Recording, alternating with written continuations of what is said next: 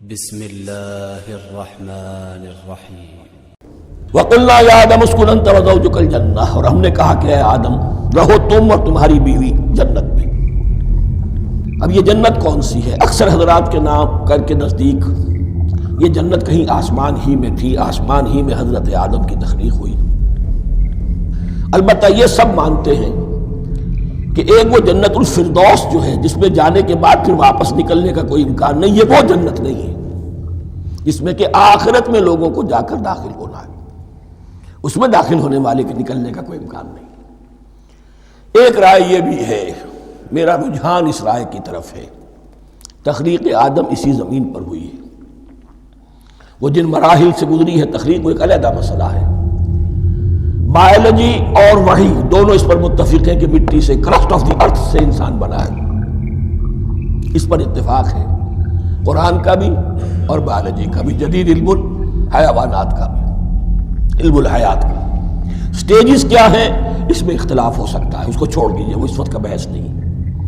یہی کسی اونچے مقام پر کوئی سرسبز و شاداب علاقہ تھا جہاں حضرت آدم کو رکھا گیا، کہ جہاں ہر طرح کے میوے تھے، ہر شے، لا تظمأ فیہا ولا تضحیٰ، نہ اس میں بھوک لگے گی، نہ دھوپ تمہیں ستائے گی، ہر طرح کی چیز تمہیں فراہم ہے۔ وہاں رکھے گئے ہیں صرف ایک ڈیمانسٹریشن کے لیے کہ انہیں نظر آ جائے کہ شیطان میرا دشمن ہے، وہ مجھے ورغلائے گا طرح طرح سے، میرے اندر وسوسہ اندازی کرے گا میرے اور میری اولاد کے، صرف ایک ڈیمانسٹریشن۔ اس کی مثال یوں سمجھیے کہ سلیکشن تو ہو گیا، سی ایس پی گریڈ میں کوئی شخص آ گیا ہے، لیکن اب وہ سول سروس اکیڈمی میں رکھا جا رہا ہے۔ تو یہ کوئی اکیڈمی ہو سکتا ہے اسی زمین پر ہو، صرف بتانا یہ تھا کہ تمہیں معلوم ہو جائے کہ یہ شیطان تمہارا دشمن ہے، اس لیے کہ اس میں جو ایک لفظ حبوط کا آ رہا ہے، وہ حبوط صرف ایک ہی معنی میں نہیں ہوتا، دوسری معنی میں بھی ہے۔ اللہ عالم، یہ چیزیں پھر متشابہات میں رہیں گی، اس لیے ان کے بارے میں کوئی ایک رائے دوسری رائے، اس کے لیے ذہن سے، عقل سے بات کر کے ایک یا دوسری رائے اختیار کر سکتے ہیں۔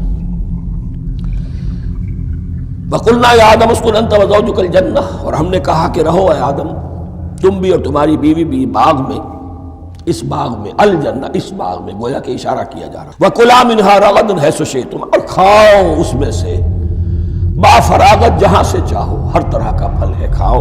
وَلَا تَقْرَبَا هَٰذِهِ الشَّجَرَةَ، یہاں پہ اس درخت کا نام نہیں دیا گیا، اشارہ اس درخت کے قریب مت جانا۔ فَتَكُونَا مِنَ الظَّالِمِينَ، تو تم ظالموں میں سے ہو جاؤ گے، تم حد سے گزرنے والوں میں سے ہو جاؤ گے۔ اب اس کی بھی حکمت سمجھیے کہ چونکہ ڈیمانسٹریشن کرانی ہے کہ تمہیں کسی چیز سے، ہزار چیزیں مباح ہیں دنیا میں، چند چیزیں پینے کی حرام ہیں، اب تم اگر ان ہزار مباح چیزوں کو چھوڑ کر حرام چیز کو پیتے ہو تو یہ تمہارا اختیار ہوا، جبکہ اللہ تعالیٰ نے مباحات کا دائرہ بہت وسیع رکھا ہے۔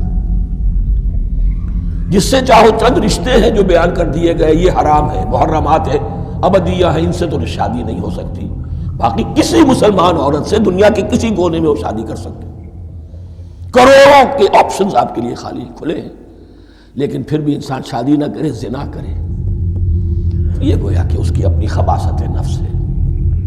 ایک نہیں، دو دو، تین تین، چار چار تک شادی کرو، اجازت ہے تمہیں۔ تو اس اعتبار سے مباحات، اب یہ پورا باغ تمہارے لیے مباح ہے، بس ایک درخت ہے، اس کے پاس نہ جانا، اور درخت کا نام لینے کی کوئی ضرورت نہیں۔ تو آزمائش تھی نا، صرف ایک آزمائش اور اس کی ڈیمانسٹریشن۔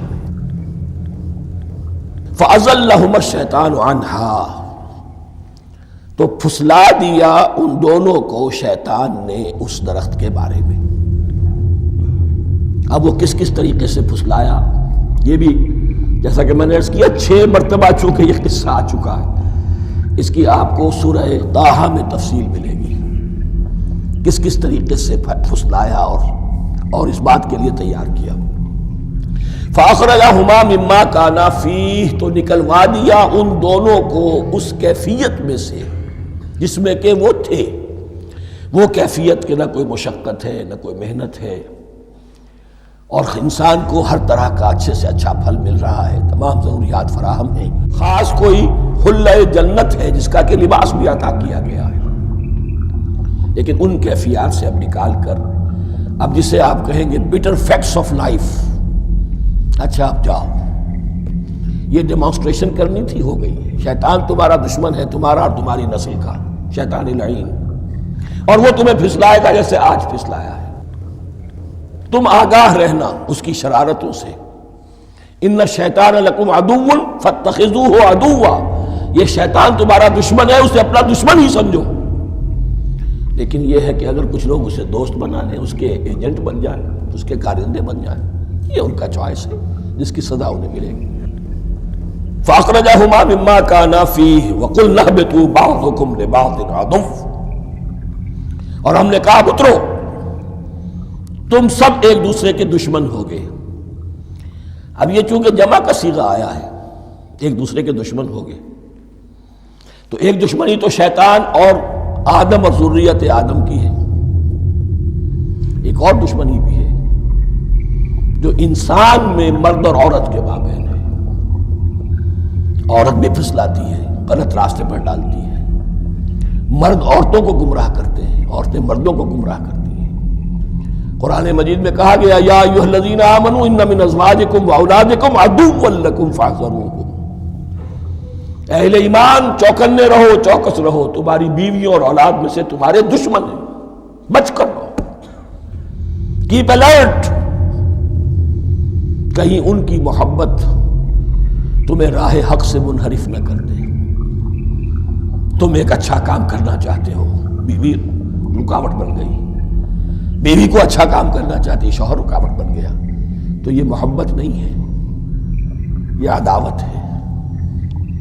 اس حوالے سے بعضکم لبعض عدو ولکم فی الارض مستقر ومتاع الی حین، اور تمہارے لیے اب زمین میں مستقر ہے، جائے قیام ہے، اور متاع ہے، ضرورت کی چیزیں ہیں، ہم نے فراہم کر دی ہیں، الی حین، لیکن ایک وقت معین تک کے لیے، یہ ابدی نہیں ہے، ایک وقت آئے گا یہ بساط ہم لپیٹ دیں گے۔ یوم نطوی السماء کطی السجل للکتب، جس دن کہ ہم تمام فضاؤں کو اور تمام خلاؤں کو، تمام آسمانوں کو اس طرح لپیٹ لیں گے جیسے کتابوں کا طومار لپیٹ لیا جاتا ہے۔